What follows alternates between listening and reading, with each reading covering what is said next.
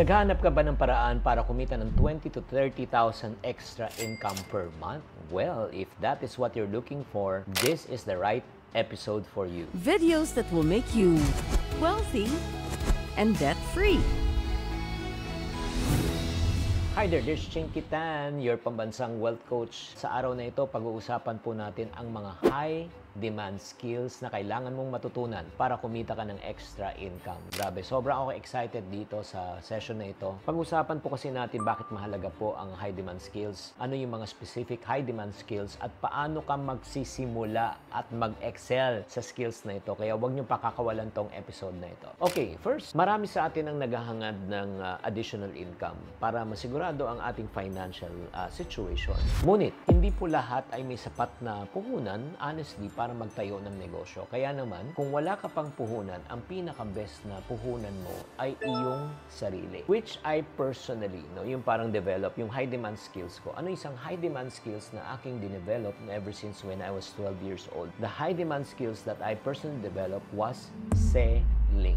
Magaling talaga ako magbenta. So, I sold pants, shoes, shirt, toilet paper, watches, fire extinguisher, lahat na benta ko na. Kaya nga, ang mga kasanayan na yan ang nagbigay po sa akin ng pagkakataon para ako ay makalabas sa kahirapan at the same time to earn my first million. Kaya nga, for some of you, probably you're saying, Chinky, hindi naman ako, magaling magbenta. I'm too shy. I don't even talk to myself. Well, right now, this is the good news. Aside from your existing the work right now, alam nyo ba na may mga high demand skills that you can also earn after office hours. Na pwede ka magtrabaho mula sa bahay, makahanap ka ng part-time at magsimula ka ng sarili mong pagkakakitaan. So ano na itong mga high demand skills? So right now, kumuha ka na ng papel at ng ballpen, start writing. Number 1, digital marketing.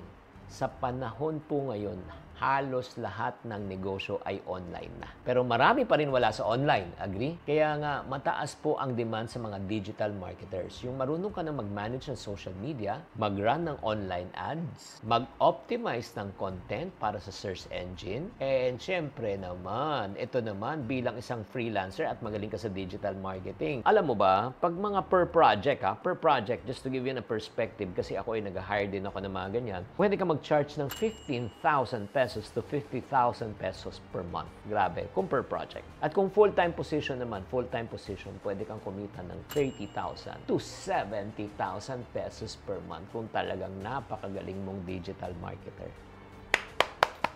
Grabe. Diba? Oo, very profitable yan. Kaya pag-aralan nyo. Ang pinag-usapan natin, hindi to per year, per month. Kaya wag na kayo manghihinayang kung ikaw wala kang kaalam-alam sa digital marketing. Huwag ka na manghihinayang na mag-invest sa mga courses, may magtuturo sa inyo. Diba? Mababawi nyo naman yan. Number 2, graphic design. Kung ikaw naman magaling ka sa pag-edit ng mga images, paggagawa ng poster, ayun ako. Ito na po isang most in demand, lalo na sa mga branding, marketing materials. Alam mo, pag-aaralan mo lang, ito, Adobe Photoshop. Hindi Adobe, Adobe. Illustrator, totoo lang, atin lang to. Drag and drop, wala kang alam, Canva.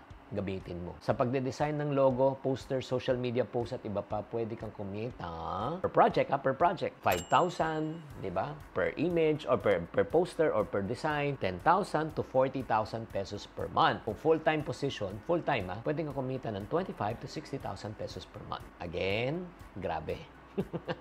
Third, web development. Kung ikaw magaling ka mag-code sa website, di ba? Mag-aral ka ng HTML, CSS, JavaScript, frameworks. Kung ano mga yan, okay, yung mga technical na nakakaalam yan, pwede ka mag-specialize din. Kung ayaw mo ng ganun, sa mga ganun, technical, WordPress. Yung WordPress po, ano na yan, parang drag and drop, simple lang siya. Pwede mabilis mapag-aralan. Ang potential income mo per project nasa 20,000 to 80,000 pesos. Full-time position, 40,000 to 100,000 a month. Web development. Ano pa bang ginagawa natin? O if not man, Chinky, hindi ganun katalino ang brain cells ko. O kung hindi ganun katalino ang brain cells mo, ito na. Kaya mo bang magturo ng English, Filipino?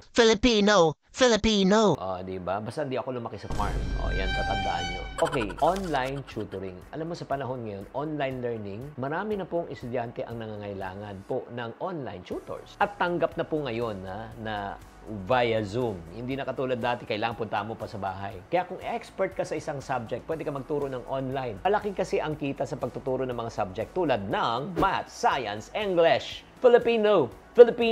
O, di ba? May mga iba pa nga, Chinese. Ni hui jiang guo ma? 1, 2, 3, 4, 5, 6, 7, 8, 9, yung mga ganun. Di ba? Potential income yan, ha? Pwede kang kumita ng 10,000 to 30,000 pesos per month. Isa pa, one last. Video editing. Ayan, sa pag-usbong ng maraming content creator, the more content creators, the more videos need to be produced. Yes, ang mga content creators na nag-edit ng kanilang video sa umpisa. Pero datagal na, hindi na nila kakayanin. Sa palagay mo, kaya pa ba gawin ni Ivana Lawi yan? Kaya pa ba gawin ni ano yan? Diba wala, nagbabayad na yan kasi kumikita na sila eh. Tama? Kaya kung marunong ka mag-edit ng mga videos gamit ang tools na katulad ng Final Cut Pro, Adobe, or if not naman yung mga simple app lang naman, pwede na, sa phone mo lang. Ay naku, pwede ka maging freelancer video editor. Per project, pwedeng sa 5,000 per project, per video, di ba? Or pwede kang umabot ng, kung full-time position ka, 30 to 70,000 pesos per month. Okay. Kaya nga ito mga friendship, ha? Ang katanungan siguro ngayon ninyo, sige, Chinky, maganda yung potential. Okay, sold na ako. I'm sold. Okay, so right now, how to start and excel in these skills? Yan ang next question. Number 1, ito lang, check nyo. Kung gusto mo talagang mag-umpisa, ladies and gentlemen, choose a skill that interest you. Saan ka ba interesado? Ano ba yung talagang isang bagay na gusto mo talagang pag-aralan, na motivate ka, gusto kong matuto? That's number 1. Step 2, invest in learning. Okay, maraming free resources online yan. Tutorials, free courses. Pero, mag-enroll ka rin sa mga tinatawag na paid courses. Kung gusto mo talagang comprehensive ng pag-aaral, huwag kang manghihinayang na mag-invest. Bakit? Huwag mo isipin kung magkano nilabas mo. Magbayad ka naman 5,000, 10,000 kung ang return naman sa'yo ay siksik, liglig at umaapaw. Yung 15,000 to 30,000 naman, bawing-bawi ka na.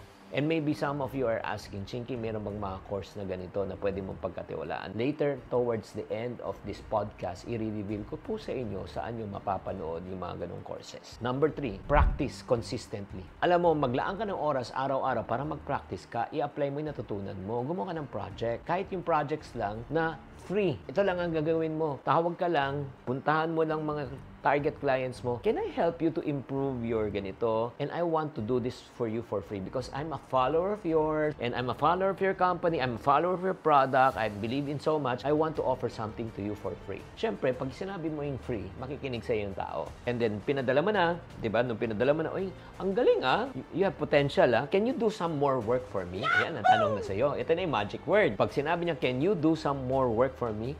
Ang sagot mo, yes, the first one is for free, but the next one, meron ng payment.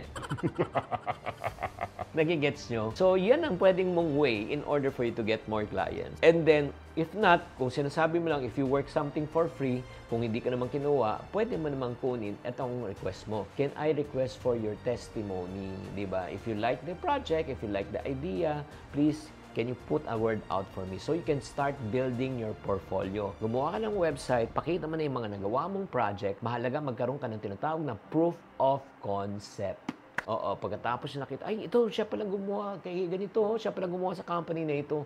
Wow, pwede na. And then, next step mo, baby, network and market yourself. Sumali ka na sa mga online communities, di ba? Gumawa ka ng LinkedIn profile, gumawa ka ng mga social media, i-flex mo na yung ginawa mo. That is the time that people will flock into you and then sila na ang hihingi ng time and services mo. Grabe ito lang, ang pagde-develop po kasi ng high-end skills is very important. At ito nakakasigurado sa inyo na kayo ay makakadagdag ng kita. Kaya hindi malaki ang puhunan na kailangan mo mo lang ng time. Kailangan mo lang talaga ng willingness to learn. Kaya nga, kung gusto mong kumita, ano pang ginagawa? Mag-umpisa ka na. And para sa mga taong dedicated at sinasabi, Chinky, I want to learn. I-reveal ko na po sa inyo right now. Maybe you're asking, saan ko po makikita yung sinasabi nyo na pwede kong pagkatiwalaan for me to learn about freelancing? Okay, FYI, disclaimer lang, this is not for free. This is a paid subscription. You have to invest something in order for you to learn. So, ano po ito? Ito po ay may course po kami. We have invited mga freelancing expert just like Coach MK Bertulfo. Siya po ang pinuno at founder ng Filipino Moms Ika nga Freelancing Movement. At may kasama pa kami mga iba pang mga freelancers na nandun po who will teach you yung step-by-step guide from skills na kailangan mo malaman. Number 2, paano gumawa ng resume. Number 3, paano maghanap ng trabaho. Pang-4, paano po magpresyo ng inyong sarili. If you want to know the step-by-step guide, all you need to do is this. Just go to ChinkTV.com, ChinkTV.com. That's the Netflix of financial education. And then once you are subscribed, there are over 30 courses. Ang pipiliin mong course doon na pwede mong unahin panoorin is search na lang yung freelancing. At pag nakita nyo yung freelancing or work from home, makikita nyo na po yung video that will teach you the step-by-step guide. I hope that this episode has enlightened you, and I hope sa pakikinig nyo po sa amin, na-inspire ka to create a second source of income that will help you to earn 20 to 30,000 pesos extra per month. Sana nakatulong tong episode na ito. As I always say in my program, to every problem, there's always a solution. If you're not part of the solution, you're part of the problem. Always think positive.